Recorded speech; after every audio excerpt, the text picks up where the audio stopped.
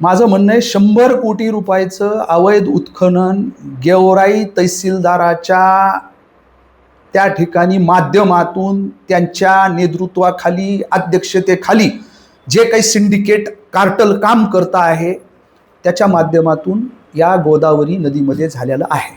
याची चौकशी व्हावी आणि हा जो सर्वेची मागणी मी वेळोवेळी करतोय आपल्यालाही सांगतोय तो जो काही ETS सर्वे जो काही आहे याच्यामध्ये सगळ्या गोष्टीचा खुलासा होणार आहे।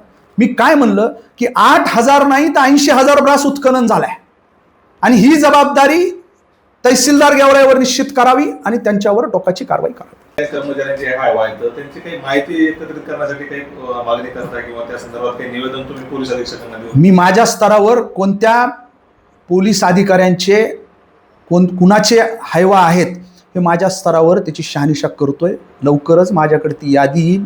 मी ती यादी सुद्धा माझ्याकडे आल्यानंतर मी ती यादी जिल्हा पोलीस अधीक्षकांना त्या ठिकाणी सुपूर्द करेन। पोलीस प्रशासनातील काही अधिकाऱ्यांचे किंवा कर्मचाऱ्यांचे देखील हायवा असल्याचं तुम्ही म्हटलंय, या संदर्भात गृहमंत्री जे आपले मुख्यमंत्री त्यांची भेट घेणार आहे? मी नक्कीच घेणार आहे।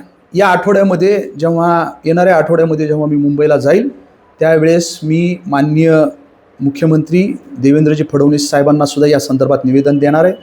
महसूल मंत्र्यांनाही मी चंद्रशेखरजी बावनकुळे साहेबांनाही या संदर्भात भेटणार आहे आणि हा गंभीर विषय मी त्यांच्या कानावरही त्या ठिकाणी टाकणार आहे।